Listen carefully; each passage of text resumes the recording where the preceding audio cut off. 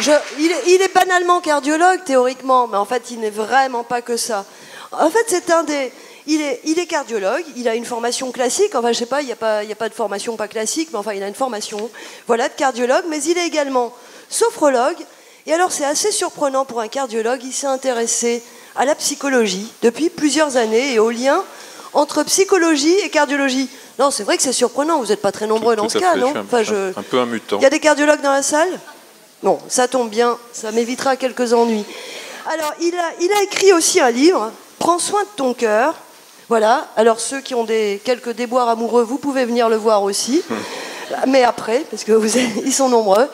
Mais voilà, non, en fait c'est un peu plus sérieux que ça, mais vous allez nous expliquer un petit peu toutes ces relations entre le cœur et la psychologie. Et la respiration, pardon. Alors c'est vrai que c'est très difficile de passer... après, je vais sortir ma plus belle voix, mais peut-être que ça va être délicat. Donc... je voulais commencer par un petit mot en disant, je ne sais pas si vous vous rendez compte que vous êtes en train d'assister à une révolution. C'est une vraie révolution. Moi, j'ai été étudiant il y a très longtemps. Je me suis souvenu des cours d'anatomie fastidieux. J'étais très mauvais en anatomie. Après j'ai appris. Hein. Et donc voilà, on assiste à une révolution. Il y a un colloque qui se passe en faculté de médecine, mais c'est incroyable. Et je suis très fier d'avoir été traité il y a 25 ans de post-68 heures attardé, parce que je disais qu'il fallait peut-être s'occuper un peu de la psychologie des patients et qu'il fallait peut-être faire autre chose que de la médecine conventionnelle, que je fais parce que je pense qu'il faut aussi marcher sur deux jambes. On est très scientifique, on peut avoir une jambe très scientifique et une jambe ouverte à tout.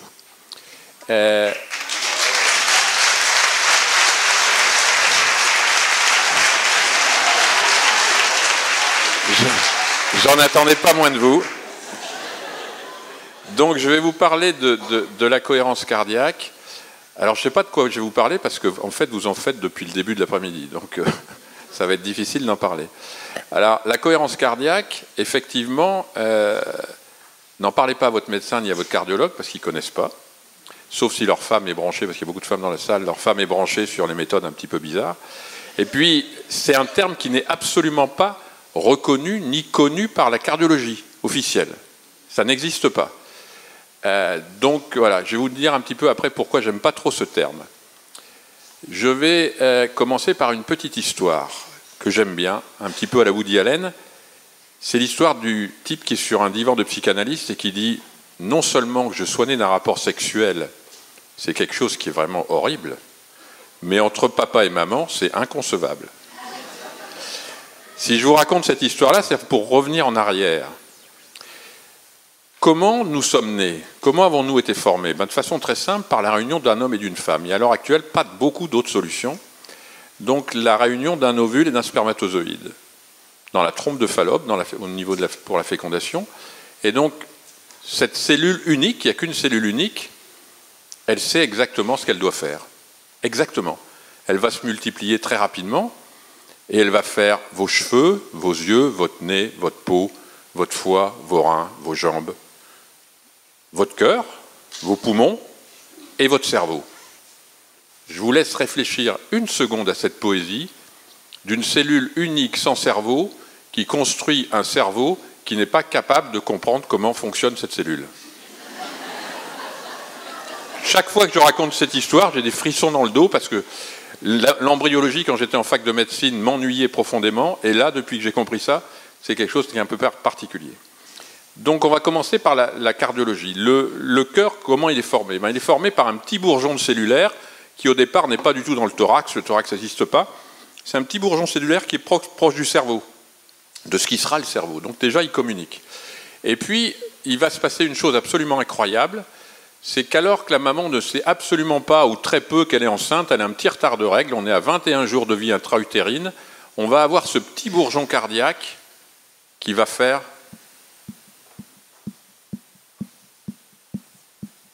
et qui tape.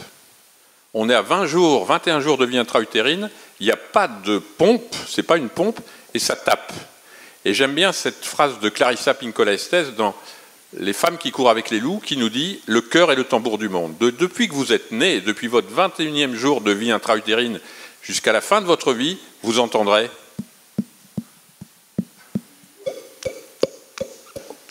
vous êtes sous la dépendance de ce battement. Alors, comment bat le cœur? Eh bien, le cœur bat de façon automatique par une zone de cellules qu'on appelle le nœud sinusal. Voilà, au 21e jour, il y a une cellule qui se met à battre. J'ai fait ma thèse de cardiologie là-dessus, personne ne sait comment ça se passe. Mais voilà, il y a un battement automatique. Ce battement automatique serait fixe, mais en fait, il est adapté aux contraintes et il s'adapte à la vie. Il s'adapte à la vie avec de multiples composantes. Des composantes qui vont être chimiques, j'insiste pas, des composantes nerveuses très importantes qui vont être le système sympathique et parasympathique, et avec une composante fondamentale qui est la respiration.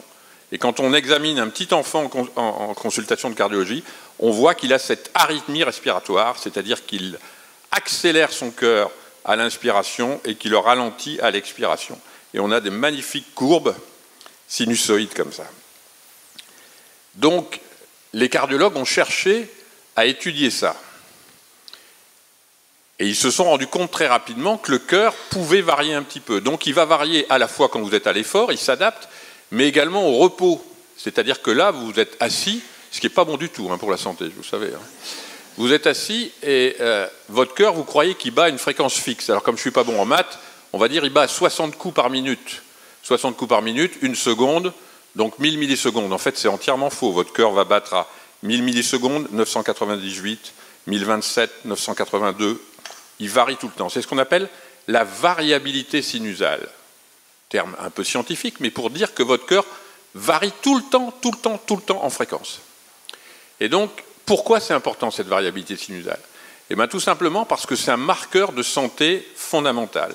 C'est un marqueur de santé, je ne cite que la cardiologie, mais dans toute la santé. En cardiologie, c'est un marqueur d'infarctus, d'insuffisance cardiaque, d'accident vasculaire cérébral et de mort subite. Rien que ça. C'est un marqueur psychologique. Vous avez une variabilité sinusale faible, cœur rapide et très peu de variations, si vous êtes stressé, anxieux, déprimé, burn-out, syndrome de stress post-traumatique. Donc c'est un marqueur absolument fondamental. Les cardiologues ont cherché à savoir comment on pouvait étudier ça. Donc on a pris des petites règles, des calculs, des trucs, voilà. Et donc on peut vous sortir des calculs mathématiques qui sont très très complexes.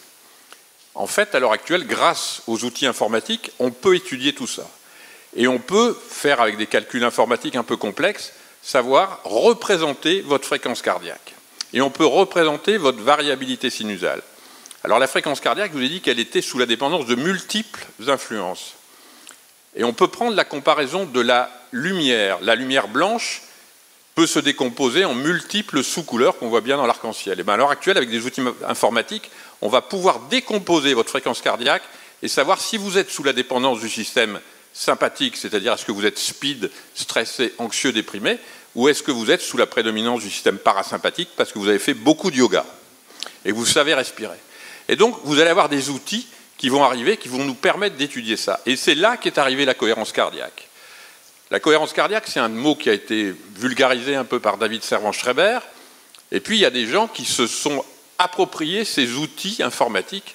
Et il y en a un qui est un Américain, intelligent, mais surtout un bon financier, qui s'appelle Rollin McCarthy, qui a dit on va faire des logiciels, et à l'heure actuelle, vous avez dans le commerce des logiciels qui vont vous dire voilà, vous êtes sous la dépendance du système parasympathique, vous avez une variabilité sinusale importante, donc vous êtes ce qu'on a appelé en cohérence cardiaque, ou au contraire, vous êtes plutôt sous la dépendance du système sympathique, votre cœur est un peu trop rapide. Donc voilà, c'est simplement un outil comme ça. Alors, c'est quoi la cohérence cardiaque? C'est l'eau tiède ou le fil à couper le beurre. C'est-à-dire que vous faites vraiment de la cohérence cardiaque, on en a fait depuis le début de l'après-midi. La cohérence cardiaque, c'est un outil simple qui va être la mise en résonance de la respiration et de la fréquence cardiaque. Donc il suffit de faire, on peut en refaire si vous voulez, mais ça va prendre sur mon temps de parole et on en a déjà fait pas mal. Simplement, quand vous avez ralenti votre respiration, vous descendez à 6, 5, 4 cycles par minute. Vous ralentissez l'inspiration, vous prolongez l'expiration, vous faites la respiration carrée que vous avez eue avec une pause, et qu'est-ce que vous allez faire? Vous allez augmenter votre variabilité sinusale. Et donc vous allez améliorer votre état de santé physique et psychique. Pourquoi c'est important? Pourquoi je vous parle de ça? Ben pour une raison très simple, et là on va faire un petit peu de mathématiques. Vladimir Machine, qui était un cardiologue spécialisé dans la variabilité sinusale, nous a dit la fréquence, le cœur, c'est un système chaotique porteur d'informations physiques et psychiques.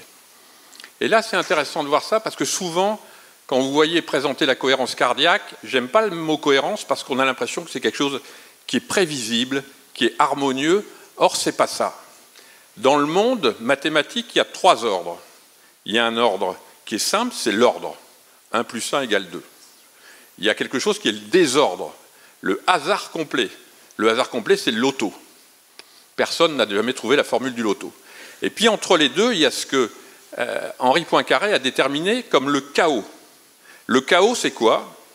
C'est quelque chose de très simple en mathématiques, c'est utilisé en météo, en finance, dans beaucoup de régimes mathématiques. À partir du moment où une valeur va être influencée par 3 paramètres, et donc Henri Poincaré prend l'exemple, vous prenez une boussole s'oriente vers le pôle Nord, vous mettez au-dessus un aimant, ça va être une deuxième attraction, et vous faites cet aimant en pendule, 3 attractions. Vous avez l'impression que le mouvement de la boussole devient complètement anarchique, que c'est le foutoir complet. Mais si vous l'étudiez avec d'autres outils mathématiques, vous allez vous rendre compte que ce n'est pas du tout anarchique. Ça s'appelle ce que les physiciens appellent un attracteur étrange, c'est-à-dire qu'il y a un ordre, il y a une vérité que nous ne voyons pas à l'œil nu.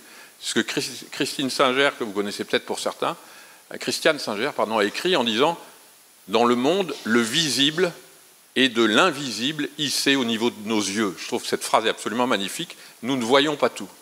Et donc, le cœur, c'est un régime chaotique. Chaotique au sens mathématique du terme.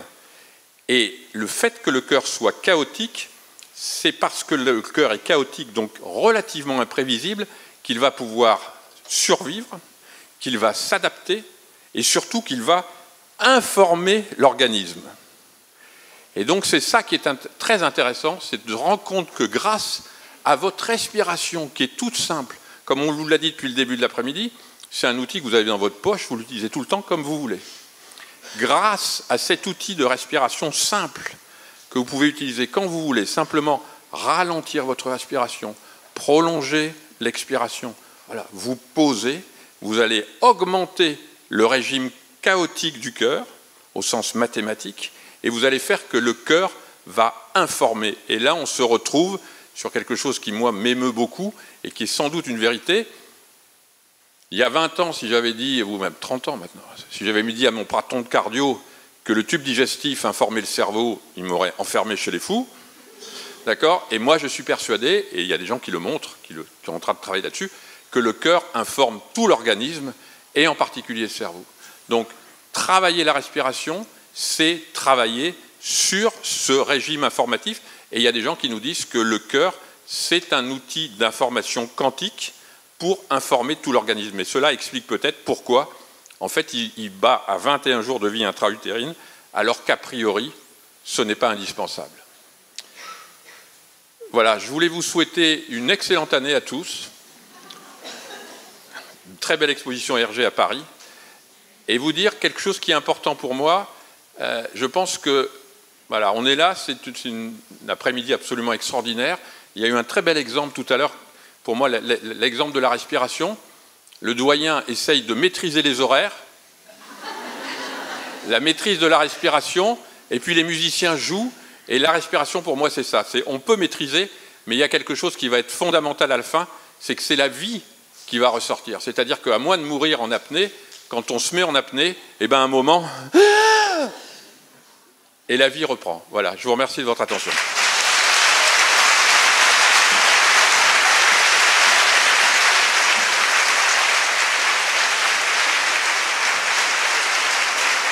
Merci.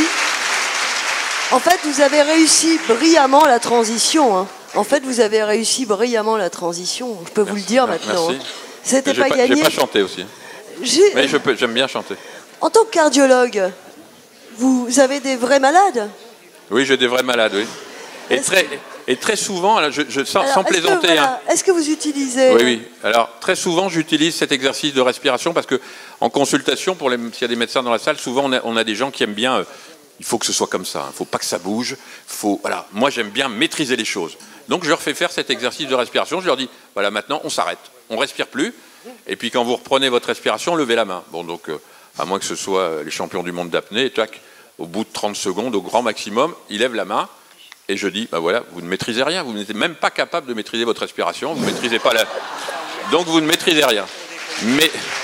Et pour partir sur la question qui précise sur la psychocardiologie, oui, bien sûr, il y a plein de travaux, c'est absolument passionnant, où on utilise toutes les méthodes dont on a parlé, la cohérence cardiaque, la méditation en pleine conscience, le MDR, toutes ces techniques-là sont à l'heure actuelle. Et les cardiologues, il n'y a aucune résistance des sociétés savantes. Moi, je fais partie de la Société française de cardiologie. Il n'y a aucune résistance, c'est en train de rentrer. On vit une période fabuleuse. Merci. Pendant que M. Binkai nous rejoint, juste, excusez-moi, pendant qu'il nous rejoint, juste une petite question. Il n'y a vraiment aucune hypothèse pour expliquer ces battements chez l'embryon? Non, on ne sait pas. Rien du tout? Non, alors ce qu'on sait, bien sûr, nous on est très forts, hein, donc on va vous dire, c'est parce qu'il y a l'ion calcium qui va traverser la membrane et le sodium qui va passer de l'autre côté. On s'arrête, allez, c'est bon. Mais personne ne sait pourquoi. Personne ne sait pourquoi. Le réel pourquoi, personne. D'accord. Très bien.